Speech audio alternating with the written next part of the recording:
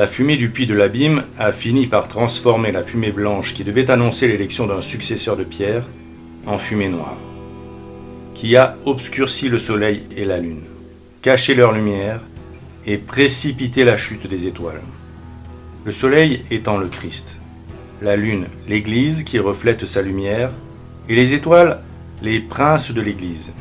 Puis, les ténèbres de Belzébuth, par le pseudo-concile Vatican II, ont plongé la chrétienté dans les ténèbres de l'éclipse de l'Église et l'ont aveuglée. Belzébuth et ses cohortes assignées à la destruction de ce qu'il y a de plus sacré dans l'Église, par la perversion de la doctrine et par l'altération des rites sacramentels, en profitèrent pour remplacer les sacrements par des rituels offensant Dieu. Cet ange déchu du cœur des dominations, devenu ministre de Satan, préposé au crime d'idolâtrie, a converti l'odeur agréable de l'encens en une odeur de putréfaction qui empeste la contre-église post-Vatican II et y attire les mouches et tout ce qui est sale et impur et en éloigne tout ce qui est pur et saint. Ces soldats propagent l'hérésie, l'apostasie, l'idolâtrie et la zizanie dans l'Église, c'est-à-dire dans les rangs de ses membres qui forment le corps mystique du Christ. Car cet ange, qui appartenait au cœur des dominations avant sa prévarication, possédait les aptitudes et la science qui permettent aux anges de ce cœur d'aider les hommes à discerner la volonté de Dieu de leur volonté propre. Il en profite pour diriger la propagation des ténèbres infernales en aveuglant les hommes par l'idolâtrie. Il sait exactement comment procéder. Il doit porter les hommes à l'idolâtrie. L'idolâtrie entraîne l'aveuglement. Pour cette raison simple que l'homme idolâtre refuse la vraie lumière qui éclaire tout homme venant en ce monde, et que par son propre choix, il reste dans les ténèbres de Belzébuth. Cela explique que tous ceux parmi les baptisés, qui d'une manière ou d'une autre refusent d'adhérer à la vérité, d'aimer Dieu de tout leur cœur, de toute leur âme et de tout leur esprit, et s'associent de surcroît avec ceux qui adorent les démons vénérés dans les fausses religions, soient frappés d'aveuglement spirituel. En agissant ainsi, ils rejettent le Père qui les a adoptés au jour de leur baptême, pour lui préférer le Père que s'était choisi Caïn, le père du mensonge, qui fut homicide dès le commencement, et ainsi rejoignent sa lignée spirituelle. Il existe en effet ici-bas deux postérités dans l'humanité, la postérité du serpent et la postérité de la femme. Dès le début de l'humanité, l'Écriture sainte nous relate la naissance de ces deux lignées spirituelles.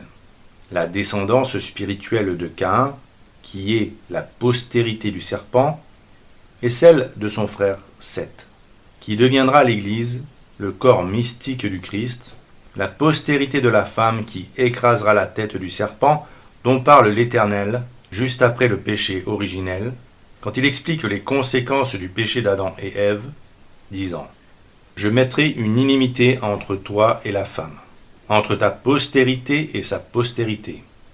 Celle-ci te meurtrira à la tête, et tu la meurtriras au talon. » Cette femme est la très sainte Vierge Marie, mère que le Christ en croix nous a donnée, mère de tous les membres du corps mystique du Christ. Depuis le péché originel, ces deux lignées se livrent une guerre acharnée, non seulement spirituelle, mais aussi temporelle. La postérité du serpent est constituée des ennemis de l'Église, c'est-à-dire de tous ceux qui se placent, d'une manière ou d'une autre, sous la tutelle de Satan et contribuent à l'établissement du règne du mal, de l'erreur et de l'hérésie, en combattant le règne social de notre Seigneur Jésus-Christ. Saint Louis-Marie Grignon de Montfort nous l'explique très clairement, et il est salutaire de l'écouter.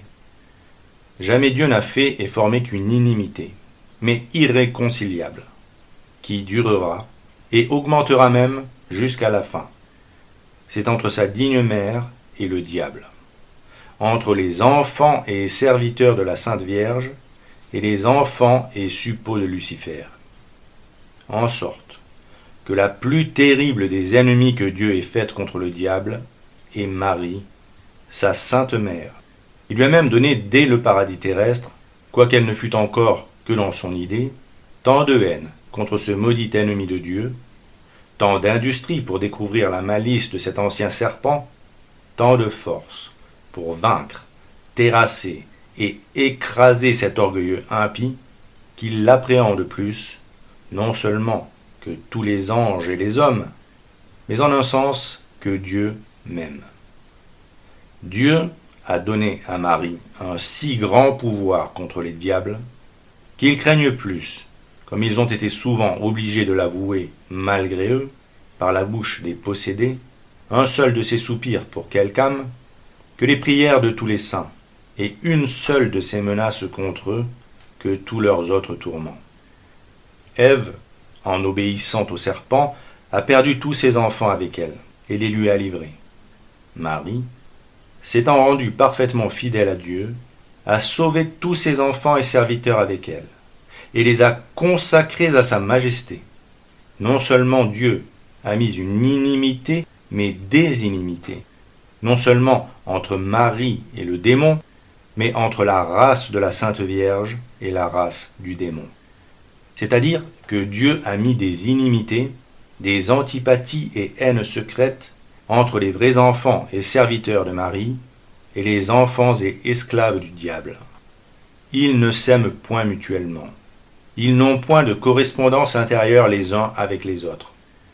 Les enfants de Bélial, les esclaves de Satan, les amis du monde, car c'est la même chose, ont toujours persécuté jusqu'ici et persécuteront plus que jamais ceux et celles qui appartiennent à la très sainte Vierge. Comme autrefois Caïn persécuta son frère Abel et Ésaü son frère Jacob, qui sont les figures des réprouvés et des prédestinés. Mais l'humble Marie aura toujours la victoire sur cet orgueilleux, et si grande qu'elle ira jusqu'à lui écraser la tête où réside son orgueil. Elle découvrira toujours sa malice de serpent. Elle éventera ses mines infernales. Elle dissipera ses conseils diaboliques et garantira jusqu'à la fin des temps ses fidèles serviteurs de sa patte cruelle.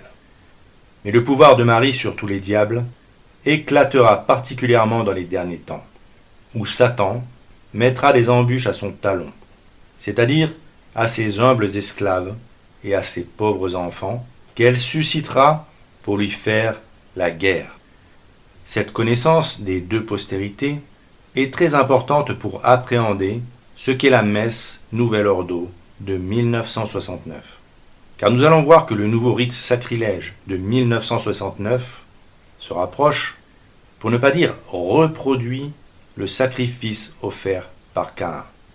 Et si le sacrifice du troisième homme ne fut pas agréable, combien plus encore cette imitation de son offrande, remplaçant dans toutes les églises le saint sacrifice de la messe, offense le Dieu très haut. Tout d'abord, rappelons un point essentiel concernant le sacrement. Il est de foi qu'il tire sa vertu des mérites de notre Seigneur Jésus-Christ, et non pas de ceux du ministre, car il n'est pas au pouvoir de l'homme d'accorder quelque chose de divin, comme l'enseigne saint Ambroise. C'est d'ailleurs pour cette raison que l'offrande du saint sacrifice est souverainement propice et agréable, même offerte par les mains les plus indignes et les plus souillées. Car quand le Père arrête ses yeux sur le saint sacrifice, il ne considère nullement le prêtre qui célèbre. Il ne regarde que son divin Fils. Si le célébrant prête son corps au Christ lors de la messe, c'est bien le Sauveur qui agit alors par son intermédiaire.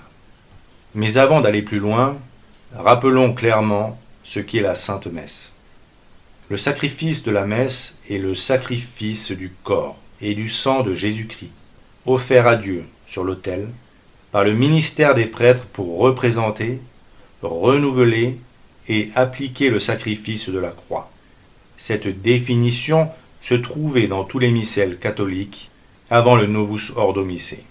Il est évident et facile de comprendre, compte tenu de l'importance du mystère de la Sainte Messe, que le divin Maître n'a pas institué n'importe quoi pour renouveler et appliquer le sacrifice de la croix. S'il s'est incarné parmi nous et que durant toute sa vie publique, il a instruit ses apôtres pour les préparer, ce fut pour leur transmettre la doctrine et les rites sacrés voulus par Dieu, pour l'honorer convenablement et pour nous aider à nous sauver. Il a montré à ses apôtres ce qu'ils devraient faire pour célébrer le saint sacrifice et comment ils devraient le faire, tout particulièrement le rite de la consécration. Saint Léon déclara au sujet de l'institution des sacrements: les jours qui s'écoulèrent entre la résurrection du Seigneur et son ascension ne furent pas des jours oisifs, car c'est alors que furent confirmés les sacrements et révélés les grands mystères. Ainsi, c'est durant ce temps que le Christ ressuscité apprit à ses apôtres comment distribuer les sacrements, gestes, paroles et matières. Puis il a continué son œuvre par son Église, à qui il a envoyé le Saint-Esprit pour inspirer les souverains pontifes, afin qu'ils codifiassent la manière dont doit être offerte le saint sacrifice, pour que le rite soit à jamais accompli d'une manière parfaite, sans être corrompu par des falsificateurs et des mercenaires. Cette œuvre a été achevée par le pape Saint Pie V, quand sa sainteté organisa définitivement la célébration du saint sacrifice de la messe par la bulle Quo Primum Tempore, valable à perpétuité. Il le fit en laissant perdurer les rites dont on pouvait prouver que la tradition remontait à plus de 2 siècles, comme par exemple le rite des carmes ou celui d'autres ordres religieux, célébrés dans les monastères, parce qu'il était sûr que ces rites anciens n'avaient pas été souillés par l'esprit hérétique protestant qui sévissait alors et couvait depuis un certain temps. Alors, quand en 1969, l'imposteur Paul VI osa promulguer, par son Novus Ordo Missae, une célébration d'esprit protestant au relent talmudiste pour remplacer le saint sacrifice au nom de l'Église catholique, cet outrage montra à tous les catholiques que ce fils de Caïn n'était pas le digne descendant de Pierre, mais bel et bien un représentant de la postérité du serpent. Certains hommes d'Église virent tout de suite que ce nouveau rite n'était pas catholique, et réagirent rapidement, mettant en avant les problèmes très sérieux que posait ce Novus Ordo Missae. On compte parmi eux le cardinal Ottaviani, le père Joachim Sáenz y Arriaga, le révérend père Barbara, et bien d'autres combattants de la vérité pourraient être ajoutés à cette liste non exhaustive. Pourquoi affirmer que la messe Novus Ordo se rapproche du sacrifice de Caïn? Eh bien parce que cette entre guillemets messe, offerte par des animateurs liturgiques, pour reprendre l'expression de M. Joseph Ratzinger, met en scène un repas eucharistique fraternel, auquel tous se sont conviés, catholiques, protestants, orthodoxes, âmes en état de péché mortel et âmes en état de grâce. Tous les hommes sont invités à ce banquet fraternel, agape, sans commune mesure, avec la dignité du geste accompli par un ministre de Dieu, offrant le saint sacrifice de l'agneau de Dieu, immolé pour racheter nos péchés. La Sainte Messe n'est pas un repas, une synaxe, pour reprendre encore les mots de Joseph Ratzinger. Le Concile de Trente a expliqué très clairement que ce sacrifice qui s'offre sur l'autel est le même que celui qui fut offert sur le calvaire. C'est le même prêtre, la même victime.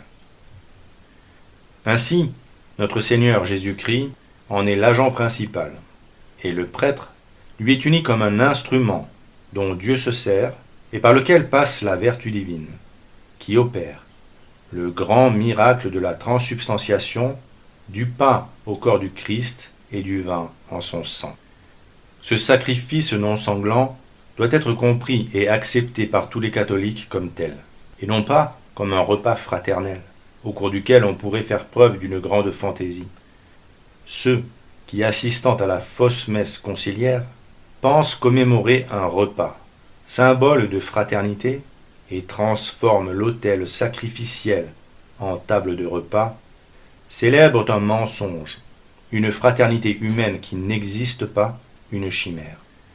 Or, malheureusement, s'ils célèbrent un mensonge, c'est parce que leur fausse religion fait d'eux des fils de l'antique serpent, et non pas les fils de Dieu. Ils sont comme ceux à qui notre Seigneur dit un jour, « Vous êtes les enfants du diable, et vous voulez accomplir les désirs de votre Père. » Il a été homicide dès le commencement, et il n'est point demeuré dans la vérité, parce que la vérité n'est point en lui. Lorsqu'il dit des mensonges, il dit ce qu'il trouve en lui, car il est menteur, et père du mensonge.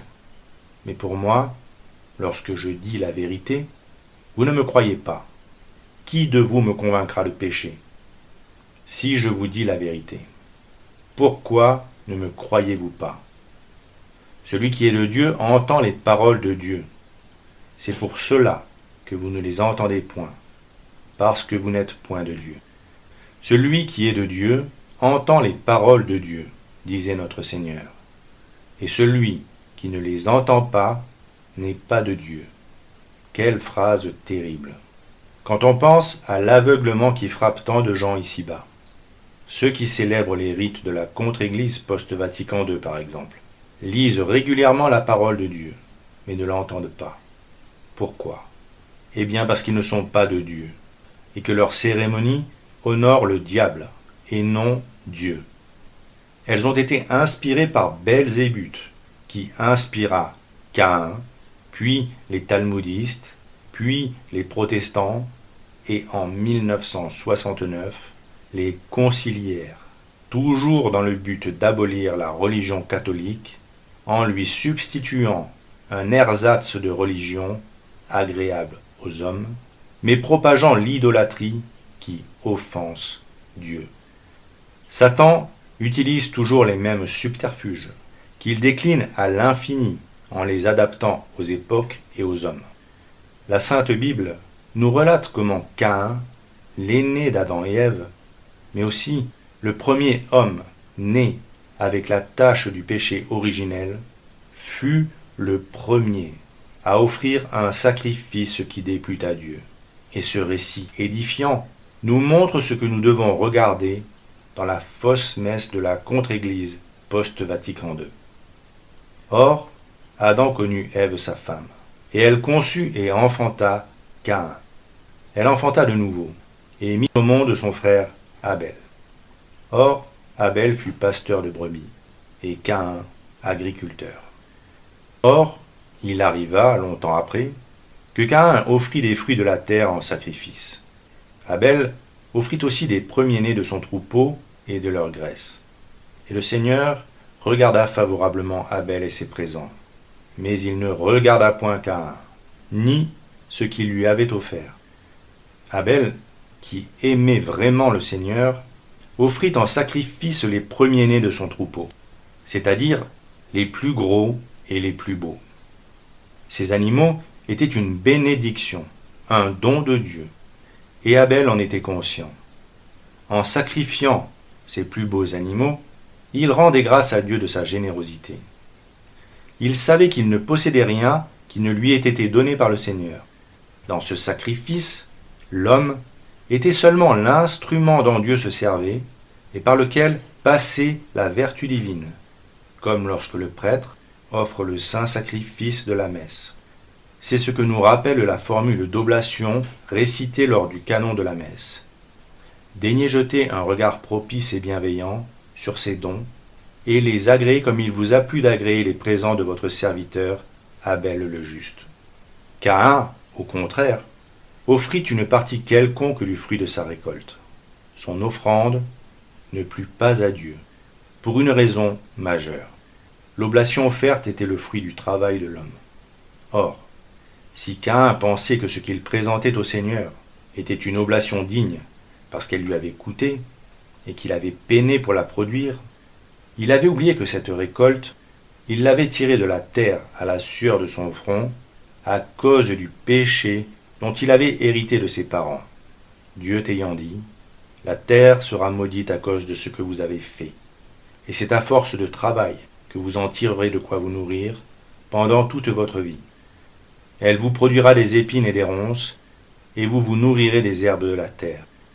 Vous mangerez votre pain à la sueur de votre visage, jusqu'à ce que vous retourniez à la terre, d'où vous avez été tirés, car vous êtes poussière, et vous retournerez poussière. La récolte, étant le fruit du travail de l'homme, elle était liée au péché originel, et l'oblation de Caïn s'en trouvait donc entachée, tandis que le sacrifice d'Abel était pur, car il était un don de Dieu qui dispense la vie. De plus, dans le sacrifice d'odeur agréable à Dieu, l'officiant n'est que l'instrument dont Dieu se sert, pour offrir lui-même, pour nous autres, une offrande qui soit digne de lui. Le sacrifice d'Abel, par le choix des premiers-nés de son troupeau, et par son attitude humble, réunissait les conditions pour que Dieu lui soit favorable. Il offrait le meilleur en reconnaissant qu'il devait tout à Dieu. Mais ce n'était pas le cas de celui de Caïn. Et cela se voit à la manière dont il réagit quand Dieu n'agréa pas son sacrifice. En effet, Caïn chercha-t-il à comprendre pourquoi le Seigneur rejetait son offrande? Se posa-t-il des questions? Demanda-t-il si c'était la nature de l'offrande ou bien la manière dont il l'offrait? Non, car au fond, cela ne l'intéressait pas. Si cela l'avait intéressé, il aurait été surpris, triste, mais au lieu d'être surpris, il fut en colère. Comment? Cela ne suffisait pas qu'il offrît cette partie de son temps, cette partie du fruit de son travail, de ses efforts, alors qu'il avait peiné pour cultiver et récolter, et que Dieu aurait dû s'estimer heureux de ses efforts. La colère de Caïn était provoquée par son orgueil. Orgueil, qui le poussa à se révolter contre Dieu, sans chercher à comprendre les raisons pour lesquelles Dieu n'avait pas agréé son sacrifice. Il ne voulait pas honorer Dieu parfaitement, parce qu'il n'aimait pas Dieu de tout son cœur, de toute son âme et de tout son esprit. Il ne réservait au Seigneur qu'une plage de son temps, le reste était pour lui. C'est pourquoi Caïn entra dans une très grande colère, et son visage en fut tout abattu. Et le Seigneur lui dit, « Pourquoi êtes-vous en colère? Et pourquoi votre visage est-il abattu? Si vous faites bien, n'en serez-vous pas récompensé? Et si vous faites mal, le péché ne sera-t-il pas aussi à votre porte? Mais votre concupiscence sera sous vous, et vous la dominerez. » Or, Caïn dit à son frère Abel, « Sortons dehors. » Et lorsqu'ils furent dans les champs, Caïn se jeta sur son frère Abel et le tua. Caïn fut enfant de colère, et Satan parvint à rendre indigne le sacrifice du fils aîné de l'homme. Pourtant, Caïn devisait avec Dieu. Pourtant, Caïn avait entendu ses parents lui raconter les merveilles du jardin d'Éden. Pourtant, Caïn avait certainement une connaissance profonde de la bonté divine. Mais il s'était choisi pour père le diable, qui fut homicide dès le commencement, ce qui explique l'arrogance avec laquelle il mentit à l'Éternel quand celui-ci lui demanda « Où est votre frère Abel ?» et qui lui répondit avec une grande insolence « Je ne sais. Suis-je le gardien de mon frère ?» alors qu'il savait avoir tué son frère. Le Seigneur lui répartit « Qu'avez-vous fait? La voix du sang de votre frère crie de la terre jusqu'à moi. Vous serez donc maintenant maudit sur la terre, qui a ouvert sa bouche, et qui a reçu de votre main le sang de votre frère. » Caïn fut maudit pour son acte fratricide, délibéré et assumé, conséquence directe de sa colère envers Dieu et de sa jalousie envers son frère. Mais ce que l'on doit surtout retenir, c'est qu'une partie de la malédiction qui toucha Caïn fut directement en rapport avec l'offrande qu'il avait osé faire à l'Éternel, avec une certaine suffisance. Cette malédiction résulte aussi bien entendu d'une manœuvre démoniaque. Satan flatta l'orgueil de Caïn afin qu'il offrît un holocauste indigne, un holocauste glorifiant l'homme et son travail, au lieu d'honorer le Seigneur en lui rendant grâce pour tous ses bienfaits. Car sans la divine providence, l'homme ne peut rien, et encore moins offrir un sacrifice digne de lui. Rien n'est dû seulement au travail de l'homme, et cela, Caïn ne voulut pas l'accepter. Or, Une fois que l'on a bien compris ce qui n'allait pas dans l'offrande de Caïn, quelle tristesse que de constater que dans la contre-église post-Vatican II, l'antique serpent a poussé les hommes, une nouvelle fois, à offrir une oblation glorifiant l'homme, pour rendre cette offrande semblable à celle de Caïn. Belzébuth et ses séides ont clairement œuvré pour que la nouvelle « messe » rappelât explicitement le sacrifice de Caïn, afin que Dieu détournât ses yeux de son peuple et que diminuassent ses bénédictions sur lui. Car c'est un fait certain qu'en empêchant la transsubstantiation par une nouvelle formule invalide ou par un rituel offert par de faux prêtres, les espèces du pain et du vin demeurent des fruits de la terre. Et c'est comme tel, comme fruit du travail des hommes, que les conciliaires offrent leurs oblations, disant à l'offertoire « Tu es béni, Dieu de l'univers, toi qui nous donnes ce pain, fruit de la terre et du travail des hommes. Nous te le présentons, il deviendra le pain de la vie. » Cette formule ne fait pas état de notre condition de pécheur, ni ne rappelle que l'hostie blanche sans tache, par la consécration, va devenir le corps immaculé du Christ, offert en sacrifice pour nos péchés. Car les vraies paroles de l'offertoire sont les suivantes. Recevez, ô Père Saint, Dieu Tout-Puissant et Éternel, cette hostie sans tache que je vous offre, moi, votre indigne serviteur, à vous qui êtes mon Dieu, vivant et vrai, pour mes innombrables péchés, offenses et négligences, pour tous les assistants et pour tous les chrétiens vivants et morts, afin qu'elle profite à mon salut et au leur, pour la vie éternelle, ainsi soit-il. Et pire encore sont les paroles des conciliaires prononcées lors de l'offrande du vin. Ils disent « Tu es béni, Dieu de l'univers, toi qui nous donnes ce vin, fruit de la vigne et du travail des hommes. Nous te le présentons, il deviendra le vin du royaume éternel. » Alors que lors du saint sacrifice, le prêtre mélange de l'eau qu'il a bénite au vin, qui va devenir le sang du Christ, car cette eau représente les fidèles qui vont être absorbés dans notre Seigneur Jésus-Christ par la Sainte Communion, qui va faire d'eux des tabernacles vivants, des membres revivifiés du corps mystique de notre Seigneur. Et le ministre de Dieu le rappelle par les paroles suivantes. Ô Dieu, qui avait merveilleusement créé la dignité de la nature humaine et qui l'avait réformée plus merveilleusement encore, accordez-nous, par le mélange symbolique de cette eau et de ce vin, d'avoir part à la divinité de celui qui a daigné revêtir notre humanité, Jésus-Christ, votre Fils, notre Seigneur, qui, étant Dieu, vit et règne avec vous en l'unité du Saint-Esprit dans tous les siècles des siècles, ainsi soit-il. Ainsi non seulement, lors de la fausse messe, ce sont ces fruits de la terre et du travail des hommes qui sont offerts à Dieu, pour ce qu'ils sont, c'est-à-dire de la nourriture terrestre que l'on va partager en parlant de vin du royaume éternel et de pain de vie, au lieu d'exprimer clairement la réalité terrible du sacrifice de notre Seigneur Jésus-Christ, dont les catholiques dévorent le corps et boivent le sang très précieux lors de la messe, parce qu'ils en ont besoin pour être vivants. Mais de surcroît, par l'absence de transsubstantiation, les baptisés qui participent à cette cérémonie adorent du pain et du vin, qui n'ont rien de saint, mais qui sont présentés à l'adoration des fidèles, à la place des saintes espèces, comme s'il s'agissait de Dieu. Puis, les hosties non consacrées prennent la place du Saint-Sacrement dans les tabernacles du monde entier, entraînant l'abomination de la désolation dans le Saint des Saints par l'idolâtrie induite par cette substitution qui, soulignons-le encore, met le fruit du travail des hommes au centre du culte, suivant le même état d'esprit que celui qui conduit la fausse Église œcuméniste à concevoir et organiser les journées d'assises, lors desquelles le travail des hommes pour construire une paix mondiale remplace l'action pacificatrice du Christ.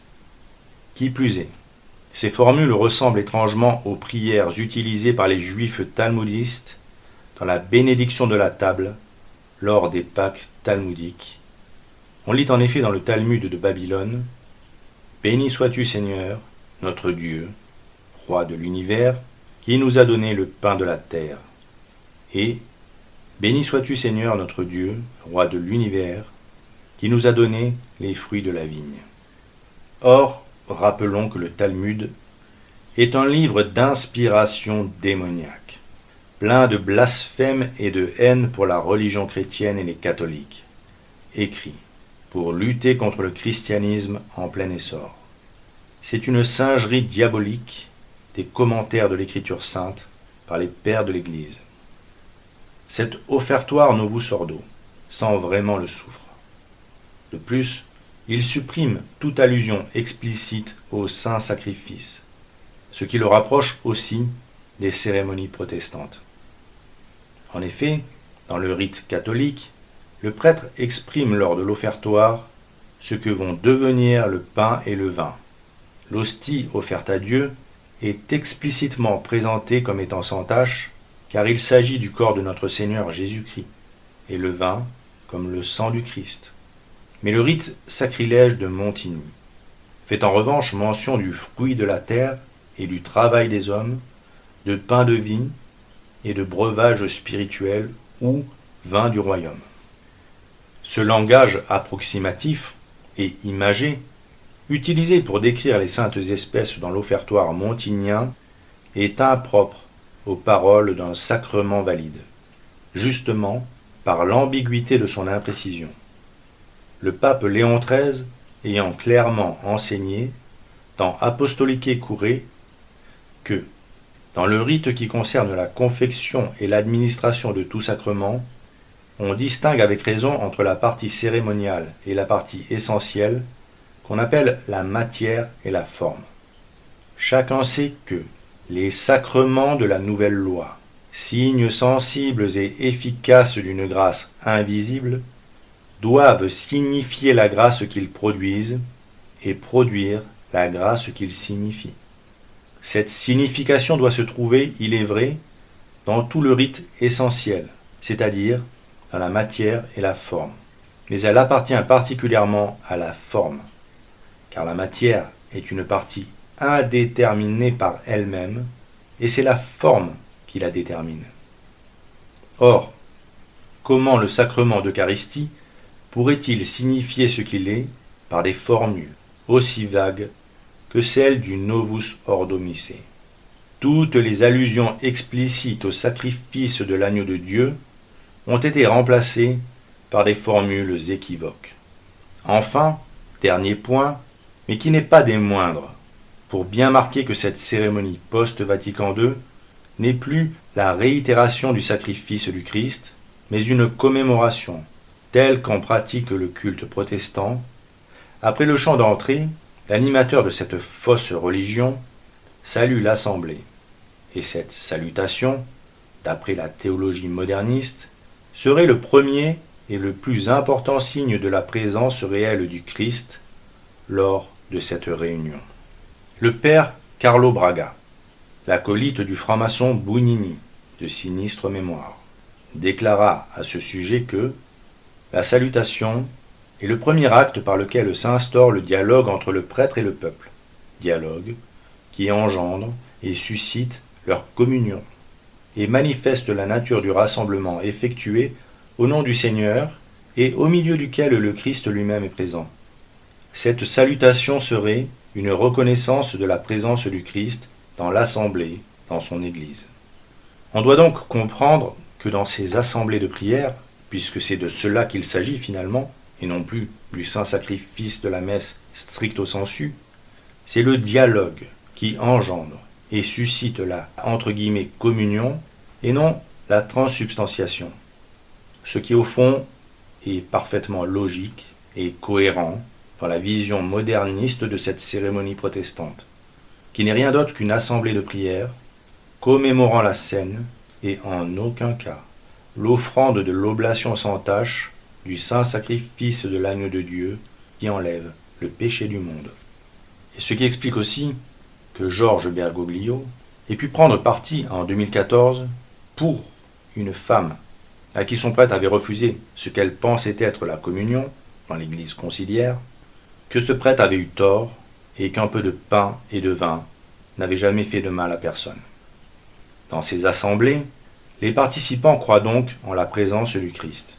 Selon ces paroles, « Là où vous serez assemblés en mon nom, je serai au milieu de vous. » Mais cette promesse concerne la présence spirituelle de notre Seigneur, en vertu de la grâce, et non la présence substantielle liée au sacrement de l'Eucharistie. Ce Novus Ordo que les imposteurs de Vatican II prétendent substituer à l'ordo promulgué par la bulle Quo Primum Tempore est l'aboutissement du travail de destruction commencé par Luther. Cette conception de la messe n'est plus catholique. Elle exauce seulement le souhait de Luther, qui déclarait « On a fait de la messe un sacrifice. On a ajouté des offertoires. La messe n'est pas un sacrifice ou l'action du sacrificateur. Regardons-la comme un sacrement ou comme testament. Appelons-la bénédiction, Eucharistie, ou table du Seigneur, ou scène du Seigneur, ou mémoire du Seigneur. Qu'on lui donne tout autre titre qu'on voudra, pourvu qu'on ne la souille pas du nom de sacrifice ou d'action. Et au fond, pourquoi être surpris? Car quoi de plus logique, puisque dans un souci d'œcuménisme interreligieux, la commission à qui l'on doit le Novus Ordo avait intégré 6 observateurs protestants, sur un total de 8 consultants, et que le père Bounini, soi-disant homme d'église qui présida à cette funeste commission et fut le maître d'œuvre de cette cérémonie que l'on appelle indûment Nouvelle Messe, fut convaincu d'appartenance à la franc-maçonnerie. Ce Novus Ordo fut donc écrit en collaboration avec des hérétiques, supervisé par un franc-maçon et validé par un antichrist inverti, qui arborait sans gêne l'épode du grand prêtre juif, alors qu'il avait abandonné le port de la triple couronne pontificale. Le révérend père jésuite Sáenz y Arriaga écrivait de lui en 1971. Avec la dénonciation de l'usage de l'épode, que nous voyons habituellement sur les photos de Paul VI, nous en venons à tenir comme possible la suspicion que plusieurs ont déjà, que Giovanni Battista Montini a été hissé invalidement au pontificat et que, par le fait même, il n'a jamais été un vrai pape. Avec cet insigne rituel, judaïque et maçonnique, on peut supposer que Paul VI est non seulement un instrument très efficace de la mafia judaïque, mais de plus un membre de cette mafia, et que pour cette raison, il porte sur sa poitrine, jointe à la croix pectorale et à l'anneau du pécheur, le pectoral juif et l'épode du grand prêtre lévitique descendant de Caïphe. Avoir donc cette étrange amulette sur la poitrine de l'actuel pontife, je crois que nous pouvons supposer sans témérité l'influence judaïque, l'influence maçonnique, ou les deux influences combinées et jointes dans le pape Montini, du fait que cet insigne a été utilisé seulement, soit par le souverain prêtre lévitique, soit par le souverain prêtre maçonnique. Notre suspicion s'accroît d'autant plus en nous rendant compte que jamais aucun pape avant n'a porté ce joyau sur sa poitrine. Paul VI sait très bien ce que signifie ce pectoral juif et cette épode. Il sait quelle est son origine. Il n'ignore pas que les maçons l'utilisent aussi comme une distinction propre à celui qu'il nomme souverain prêtre.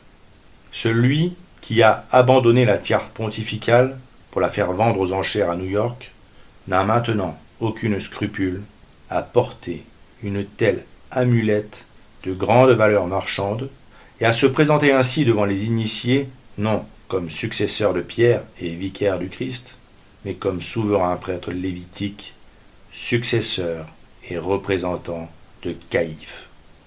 Que dirait aujourd'hui ce jésuite des hommes en blanc qui participent à des rites juifs dans des synagogues, qui prient dans les mosquées avec des musulmans, qui participent à des célébrations œcuménistes avec des schismatiques orthodoxes et des hérétiques protestants à qui il donne la communion.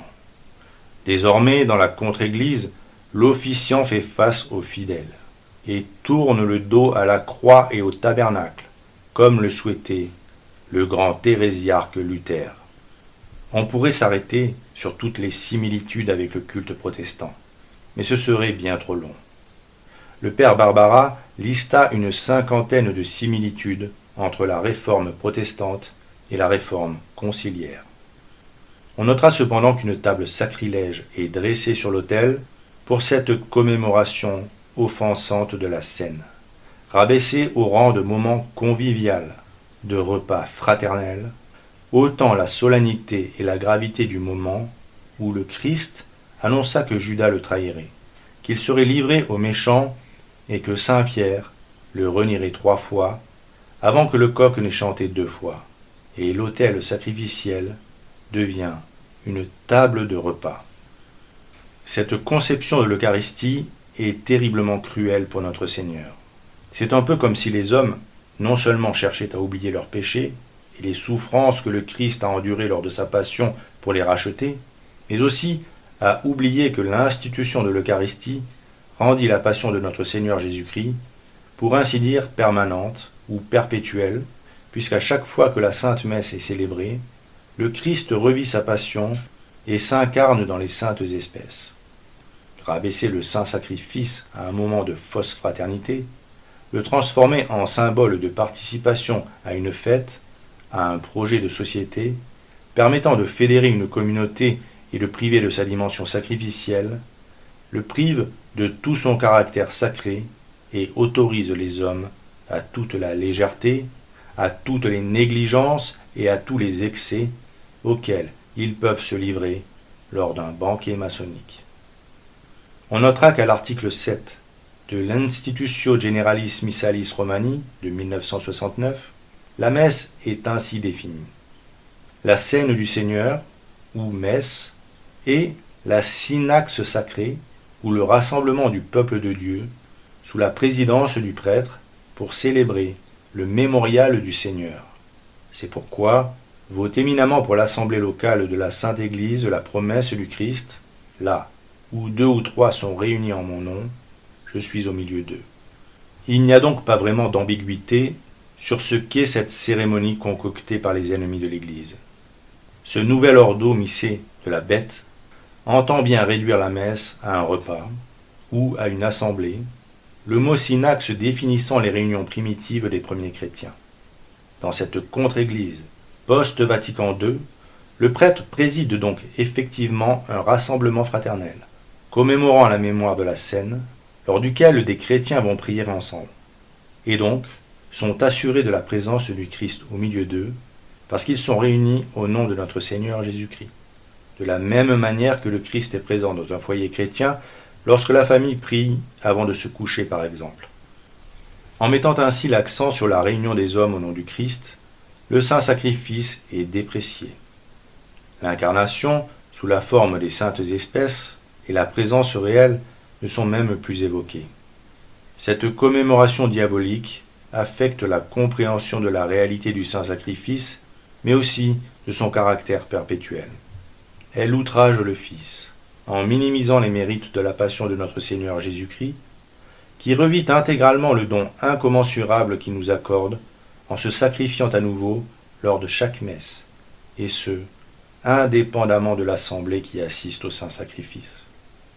Elle fait aussi oublier le caractère sacramentel du prêtre, qui consacre et sans lequel le saint sacrifice ne peut être offert, et elle ouvre la voie à un abandon du sacerdoce catholique au profit des laïcs et en fonction de maîtres de cérémonie ou d'animateurs liturgiques comme les pasteurs protestants. Enfin, cette définition emploie sciemment des paroles du Christ d'une manière équivoque, pour fausser leur sens, ce qui est la marque du malin.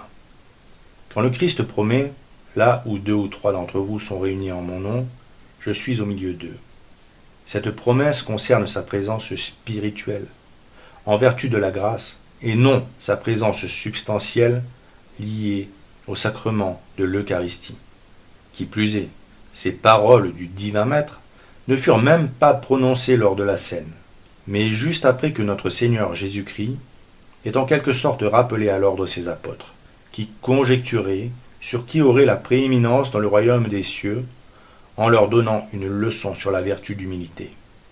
Or, ces paroles du Christ, honteusement détournées, sont utilisées pour prétendre orgueilleusement que c'est la réunion des hommes qui, lors de la messe, suscite la présence réelle de notre Seigneur Jésus-Christ. L'abbé Secada, dans son livre « La messe de Paul VI en question », souligne que d'une part, comme nous venons de le voir, la salutation du prêtre est l'acte par lequel se déclare le mystère de la présence du Christ parmi ceux qui sont réunis en son nom, dans ces cérémonies Novus Ordo, mais que d'autre part, par la corruption des concepts théologiques propres aux modernistes, habitués à détourner le sens des mots, le dialogue entamé par cette salutation susciterait la communion, terme qui ne s'applique normalement qu'à la Sainte Eucharistie. Ainsi, la communion serait donc, dans ce nouveau rite, liée au groupe au milieu duquel le Christ est présent. Et l'abbé Secada remarque que la salutation devient donc pour la théologie moderniste ce qu'était la transsubstantiation pour le Concile de Trente. Alors, au regard de tout ce que nous venons de voir, une conclusion s'impose. Par les rites créés pour remplacer le saint sacrifice de la messe, et par les rites créés pour remplacer le sacrement d'ordre, les membres de la contre-église post-Vatican II ont rejoint les descendants spirituels de Caïn, porteurs de malédiction, et ils s'opposent aux fidèles, qui, eux, sont la filiation spirituelle de Seth, troisième fils d'Ève, qui remplaça Abel. Les saintes écritures enseignent en effet qu'Adam connut encore sa femme, et elle enfanta un fils qu'elle appela Seth, en disant « Le Seigneur m'a donné un autre fils au lieu d'Abel, que Caïn a tué. » Et dans le chapitre suivant, il est écrit « Voici le livre des générations d'Adam. Au jour que Dieu créa l'homme, Dieu le fit à sa ressemblance. Il les créa mâles et femelles, et il les bénit, et il leur donna le nom d'Adam, au jour qu'ils furent créés. Adam, ayant vécu 130 ans, engendra un fils à son image et à sa ressemblance, et il le nomma Seth. » Dans ce livre des générations d'Adam, il n'est pas fait référence au premier-né d'Adam et Ève. Abel est mort, sans avoir de descendance, et Caïn, qui fut maudit, s'il était à l'image d'Adam, n'était plus à sa ressemblance. Car Adam lui-même avait été créé à l'image et à la ressemblance de Dieu. L'image de Dieu signifie que l'âme de l'homme dispose d'une intelligence et d'une volonté libre. Par contre, l'homme est à la ressemblance de Dieu quand par l'action de la grâce librement acceptée, il domine sa nature corporelle et n'a pas de péché mortel sur la conscience. Or, s'il est vrai que le péché avait fait perdre à Adam cette ressemblance avec Dieu, il avait tout de même l'espérance, en montrant des regrets sincères de ses fautes et l'adoption d'une conduite droite, de retrouver cette ressemblance quand viendrait le Rédempteur, qui mériterait par les fruits de sa passion le rachat d'un grand nombre d'âmes. Mais ce ne fut pas le cas de Caïn, qui laissa le péché détruire son âme en refusant tout repentir, et perdit ainsi toute espérance de retrouver un jour la grâce sanctifiante. Ces versets, donc, qui nous indiquent qu'Adam et son fils Seth étaient à la ressemblance de Dieu, signifient qu'ils menaient une vie droite, à l'inverse de Caïn, dont il n'est même plus question. Dès l'origine, l'humanité se scinda en deux familles spirituelles distinctes, opposées sous le rapport moral. Il ne faut jamais l'oublier. La lignée de Seth fit fructifier la grâce et donna naissance au Christ. Elle est constituée de ceux qui choisissent pour père adoptif l'Éternel.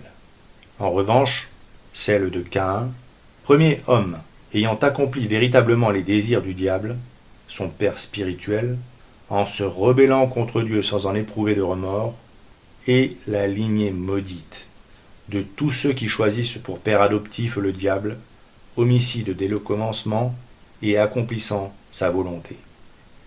Satan se servit de Caïn pour tuer physiquement Abel le juste, et par ce crime injuste, posséda moralement Caïn, qui, désespérant d'être pardonné, ne demanda pas pardon au Seigneur.